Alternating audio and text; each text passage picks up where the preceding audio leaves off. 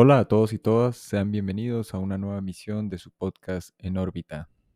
De antemano quiero mandar un caluroso y afectuoso saludo para todas aquellas personas que nos están escuchando en este momento, para las que recién están sintonizando y conectándose a nuestro canal a través de las diferentes plataformas donde tenemos presencia: Apple Podcasts, Spotify, Anchor, Radio KCFM, este, YouTube, desde luego, Amazon Music, Podimo, entre otras más. Mil gracias a todos ustedes y espero este nuevo episodio sea del agrado de todos. El tema que quiero compartir con ustedes, mis queridos podescuchas, está, como no, relacionado desde luego con el común denominador de los tópicos que se han venido discutiendo, abordando y desarrollando a lo largo de las diferentes emisiones. Hablo desde luego de la experiencia fuera del cuerpo. Recuerden que esto plantea incógnitas no solo desde un punto de vista netamente antropológico, social, psicológico, eh, cognitivo, de ciencia cognitiva, de neurociencias, desde el punto de vista tal vez práctico, claro que sí, y en particular pues aborda o está conectado, conexo a muchos otros temas en relación con las supuestas o aparentes estructuras de la mente humana, nuestras percepciones e interpretaciones de la realidad, el concepto de realidad misma, la noción y las definiciones acerca de principios de individuación, de exploración de los sueños o de contenido onírico, y más allá del psicoanálisis, desde luego, entre otros más. El día de hoy, mis queridos podescuchas, quiero hablar con todos ustedes acerca de la enfermedad, no solo como objeto de estudio, como categoría de análisis, sino puntualmente quiero hablar acerca de esa noción de enfermedad, no solo desde el punto de vista occidental y tradicional. Pido excusas porque obviamente no soy un entendido ni experto en la materia y lo abordo y lo hago a partir de una consideración que pues valga aquí la redundancia, una consideración personal, ¿cierto? Que se asienta no solo en mi sistema de creencias actual y particular, sino que parte de mi propia experiencia y exploración en relación a lo que se conoce tradicionalmente como esa dupla salud-enfermedad. Pido excusas también porque sé que probablemente haya médicos en formación, médicos ya formados y especialistas en diferentes disciplinas y campos de la salud, de las ciencias de la salud, que probablemente nos escuchan o nos están escuchando. Entonces, quiero hacer una pequeña apertura basándome en los planteamientos o en los postulados, pues de un autor un tanto, diría yo, exótico, si se quiere, formado en medicina, alemán, Rüdiger Dahlke, y otro escritor ya, digamos, vinculado para bien o para mal con, digámoslo, con todo ese entramado que hay de la metafísica europea, específicamente de los círculos esotéricos, teosóficos, si se quiere, es Thorvald Deftensen. Entonces, puede resultar, y debo reconocerlo, un poco molesto o incómodo tal vez, abordar las nociones de enfermedad, porque resulta no solo problemático en sí mismo, sino que además implica automáticamente abordar esas nociones que, si bien podrían pensarse específicamente del sector del ámbito de las ciencias de la salud en general, todo el compendio de disciplinas que se abocan al reconocimiento e identificación mediante el diagnóstico de sintomatología, patologías específicas y condiciones bastante particulares del ser humano, aquí tenemos que hablar de enfermedad en términos universales y abordar no solo enfermedades del cuerpo humano, enfermedades físicas y claramente definidas y caracterizadas, sino que también es necesario hablar de enfermedades mentales, que es lo propio de campos específicos como la psicología clínica, la psicología y sus diferentes derivaciones o ramas,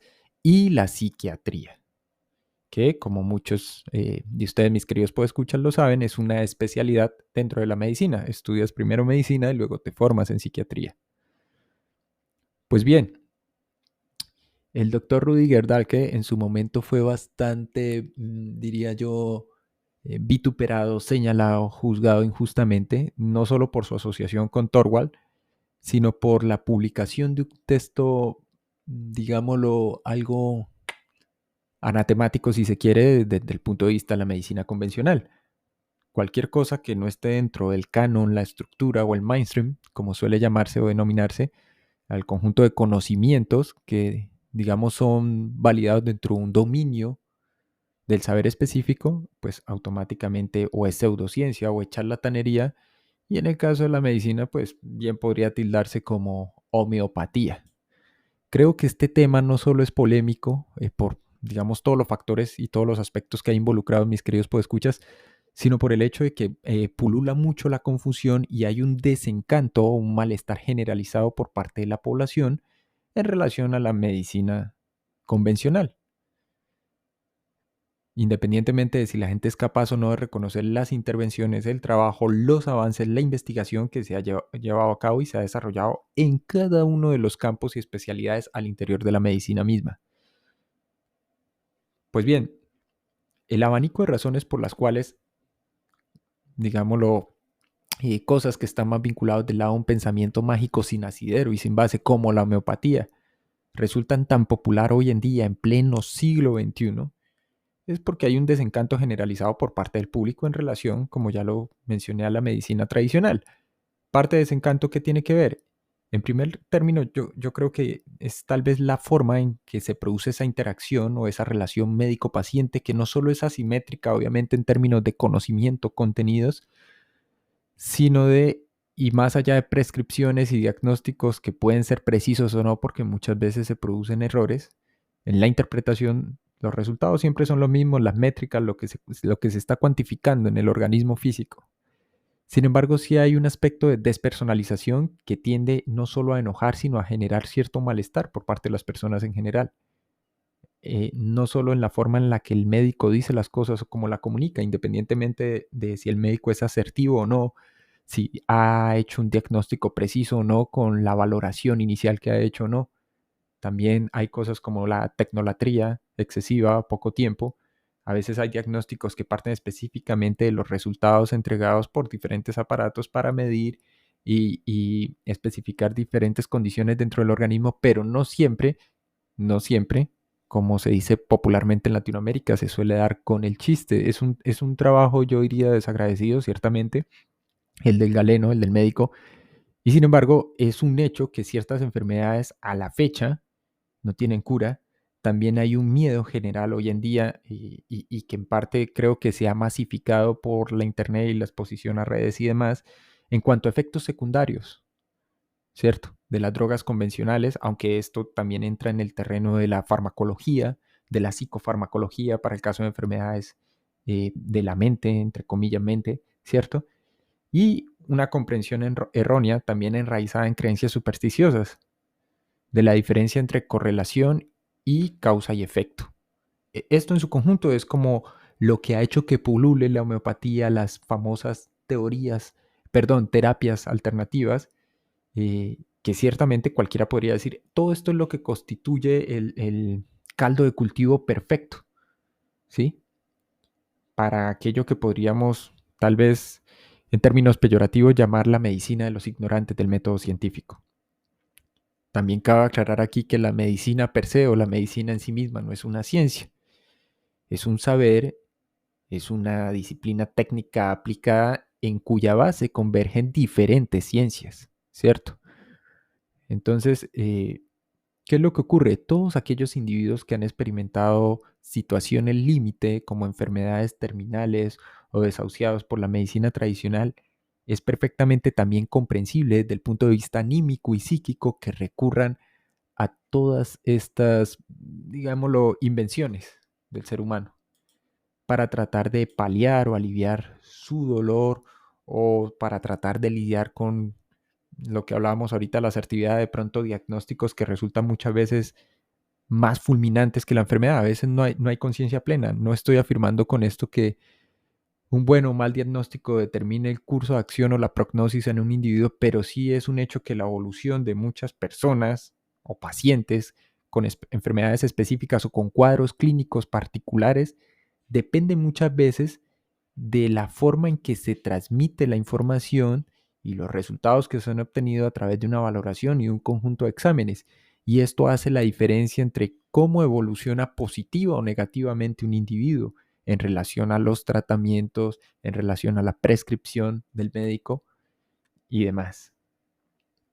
Pues bien, retomando entonces los postulados, sobre todo me quiero centrar aquí en la figura de Rüdiger, de Dahlke.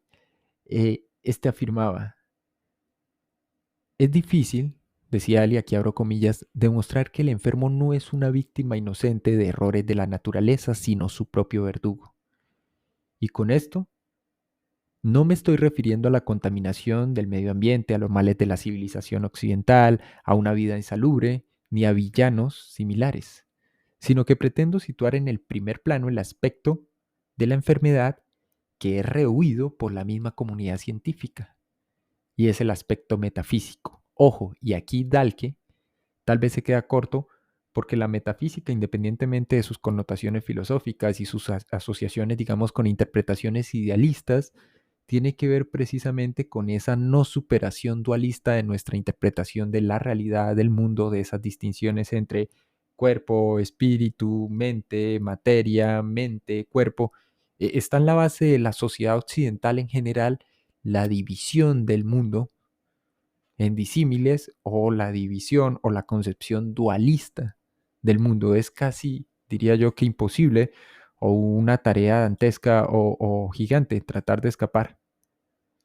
Pensé también en la iatrofísica, la famosa iatrofísica, que es desarrollada por un amigo de Galileo y que de alguna manera está vinculada con el famoso dogma del fantasma de la máquina, que es una idea que se desarrolla a partir de Descartes.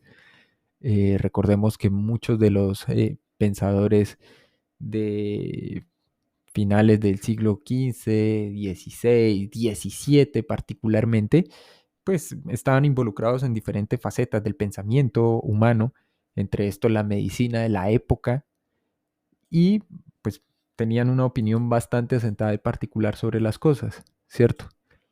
Entonces, ¿qué es lo que ocurre con el individuo y por qué es tan difícil pensar más allá de la enfermedad? La salud, en contraposición, pues se presenta como un anhelo del individuo, de las sociedades modernas, ¿cierto? Y se busca lograr como ese equilibrio de la vida armónica que garantizaría, perdón, un estado de salud relativamente óptimo, no solo en términos físicos, sino también mentales, psicológicos, lo cual pues resulta ser una tarea de proporciones dantescas tal vez, ¿sí? Cuando se dice metafísica de la enfermedad, cualquiera podría también traer a colación los trabajos o los postulados del médico y ensayista español Pedro Laín Entralgo, lo recomiendo mucho. Hay de hecho un texto, creo que uno de los más conocidos del profesor Entralgo, que da dentro de la cátedra de Historia de la Medicina, es eso que él llama metafísica de la enfermedad. Y aquí pues quiero hacer un pequeño paréntesis para que se hagan una idea, un contexto general de qué está hablando Entralgo. Dice: desde un punto de vista meramente descriptivo, ¿qué es la enfermedad humana? Yo, es decir, Entralgo, me atrevería a definirla así. Dos puntos. Cito: es un modo aflictivo y anómalo del vivir personal, reactivo a una alteración del cuerpo en la cual padecen las funciones y acciones vitales, y por la cual el individuo afecto vuelve al estado de salud, es decir, enfermedad curable, muere, enfermedad mortal, o queda en deficiencia vital permanente, enfermedad cicatrizal. Pero esta visión meramente descriptiva no agota el conocimiento teórico de la enfermedad humana y el proceso de enfermar humano. Bajo el problema de la descripción, debe hallarse en efecto el problema de la realidad, y este obliga a plantearnos la siguiente pregunta: ¿qué orden de realidad tiene cuando se hace real el modo de vivir así descrito? Más concisamente, ¿cuál es la realidad propia de la enfermedad humana? La respuesta a estas incógnitas solo puede provenir de un campo mucho más amplio en el cual se piense acerca de la enfermedad, dado que quien ejerce la medicina y quienes están ocupados con la misma no tienen el espacio o el marco de tiempo suficiente para hacerse el planteamiento, y deben atacar y abordar la enfermedad, intervenirla para tratar de apaciguarla, mitigarla o reducirla a sus mínimas proporciones. ¿Entra algo entonces? Está hablando aquí ya de metafísica, entendida como un área específica y particular de la filosofía. Dice él que tiene en cuenta, en lo que respecta a la enfermedad humana, las bases patológicas más allá del aspecto meramente físico. Entonces aquí, mis queridos podescuchas, retomando esas nociones acerca de los elementos que componen o constituyen el dualismo occidental o el dualismo humano, recordé básicamente el tema de los postulados, precisamente el vitalismo versus mecanicismo, o vitalismo contra mecanicismo, que no es más que una derivación o un corolario derivado precisamente de idealismo, materialismo, materia, espíritu, como se quiera presentar. Haciendo una pequeña síntesis y dicho de manera escueta, el mecanicismo plantea que toda la realidad natural tiene una estructura que es comparable a la de una máquina, de modo que puede explicarse de esta manera basándose en modelos mecánicos y de máquinas. Por el contrario, el vitalismo se asocia con una concepción metafísica que establece que funciones y procesos de vida se deben a un principio vital diferente a fuerzas físico-químicas y que las leyes de la física o la química por sí mismas son incapaces o por lo menos no logran en su totalidad explicar procesos y funciones vitales. Escuchaba entonces recientemente a un youtuber de apellido Hernández, César Hernández, un youtuber mexicano, que establecía el ejemplo de la caja negra en relación a todos los fenómenos imbuidos dentro del universo físico observable. Y decía, todas las ciencias, y por todas me refiero aquí también a las ciencias de la salud, no son más que un intento del ser humano, de la especie humana, del individuo, para tratar de explicar algo que no termina de entender. Son, ojo, un intento, son el intento del ser humano. El primero lo constituyó, claro, la mitología. Esa mitología da paso a una forma un poco más elaborada o estructurada que es la religión. La religión da cabida a la filosofía. Y por último, de ese tronco común que es la filosofía se derivan las ciencias en plural.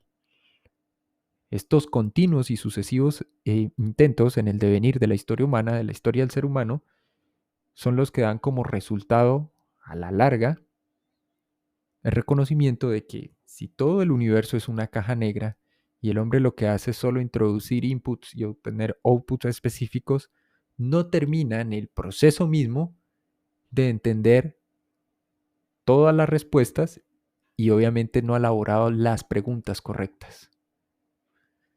En el caso de la enfermedad, considero, ojo, es una consideración particular, propia, que sigue siendo así.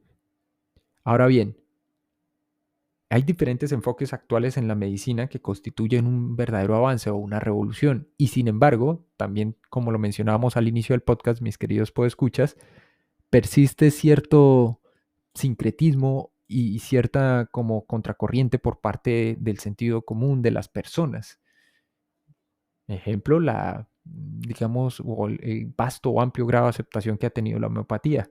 Hay que recordar que la homeopatía se considera en algunos círculos por parte de las personas no formadas en medicina, obviamente, como medicina alternativa, pero esto es discutido por la misma comunidad científica. ¿De dónde proviene esta homeopatía? Bueno, esto tiene, digámoslo, dos principios. Estos fueron propuestos, si no estoy mal, en 1810 y lo hace precisamente un médico alemán, Samuel Hahnemann, en un tratado que él denominó Organum de Medicina, y habla de la ley de los similares y la ley de los infinitesimales. Según la primera, dice él, una sustancia que causa ciertos síntomas en un individuo sano curará al paciente enfermo con los mismos síntomas. Según la segunda, una especie de menos es más. Un remedio se vuelve más efectivo al diluirse de modo que los más potentes son aquellos diluidos al punto de no contener una sola molécula de la sustancia activa. Esta medicina no convencional o alternativa, si se quiere, o todas estas creencias que parten de esas concepciones homeopáticas, se asientan al final en un asidero casi que mágico al afirmar cosas como que la mente, sin ojo, aún entender, hablamos de la caja negra, qué es la mente, cómo está constituida, cómo está configurada, cuál es su arquitectura funcional y cómo opera en el mundo que llamamos realidad, es capaz por sí sola de brindar los elementos necesarios para una curación efectiva. Entonces ahí caben todo tipo de terapias sin base, ni fundamento, ni comprobación, ni verificación, ni reproducibilidad científica. Y eso es un hecho. Ahora bien, volviendo entonces ya no a la Inentralgo, que nos definía o nos daba esa noción acerca de lo que era la enfermedad, es un hecho que la enfermedad es un rasgo y una característica específicamente humana. Cualquier entomólogo o etólogo naturalmente va a arguir que las diferentes especies animales no humanas también padecen diferentes enfermedades y esto es un hecho, verificable, contrastable, es suyo. Sin embargo, pareciera ser que hay un elemento existencial dentro de la enfermedad y es que esta determina no solo el curso de acción de un individuo en términos de lo que es su ciclo vital, sino que también es determinante en cuanto a cómo reorientamos o redirigimos nuestra propia existencia, cómo nos comportamos y cómo evaluamos o priorizamos nuevamente aquello que consideramos importante. ¿Cierto? Entonces, ¿qué ocurre?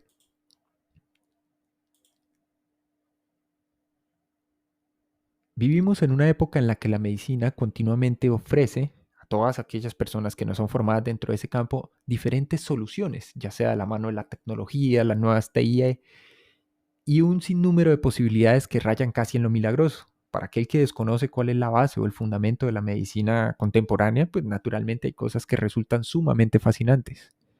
Al mismo tiempo, también es un hecho que aumenta ese descontento o esa desconfianza generalizada al cúmulo de la práctica médica general en todo el globo y particularmente en Occidente. Es cada día mayor el número de aquellos individuos de los que confían más en métodos antiguos o modernos, de eso que llaman medicina homeopática, naturista y otras pseudoterapias, que en la medicina archicientífica y que raya a veces con el dogmatismo y que proviene pues del ámbito académico.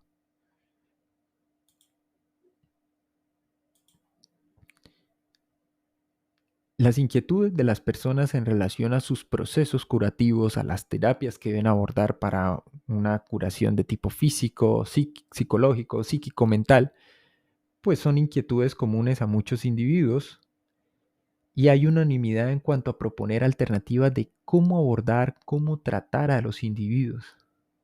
En algunos casos se dice que la solución, digamos, está en una socialización de la medicina. En cuanto a objetos, problemas comunes de investigación y otros que propugnan por desarrollar una comprensión un poco más amplia del ser humano que permita cierta receptividad entre los individuos y que al margen de la disparidad de métodos y especialidades se entienda que el individuo no es una máquina y que la condición de ser humano implica un abordaje especial de la enfermedad. Pues bien, mis queridos podescuchas, hasta aquí creo que esta definitivamente va a ser solo la primera parte. Básicamente fue un gran preámbulo, no podía ser de otra forma, para adentrarnos en el proceso que implica ir más allá de la mera enfermedad. Espero que haya sido del agrado de todos ustedes. Recuerden que durante estos últimos meses del año, octubre, noviembre, diciembre, tenemos abiertos cupos disponibles para los cursos tanto de sueños lúcidos como de la experiencia fuera del cuerpo para todos aquellos que estén interesados. Recuerden que pueden escribir a norbitapodcast1@gmail.com o a academia de proyección astral@gmail.com. Mil gracias a todos y nos veremos en una próxima emisión.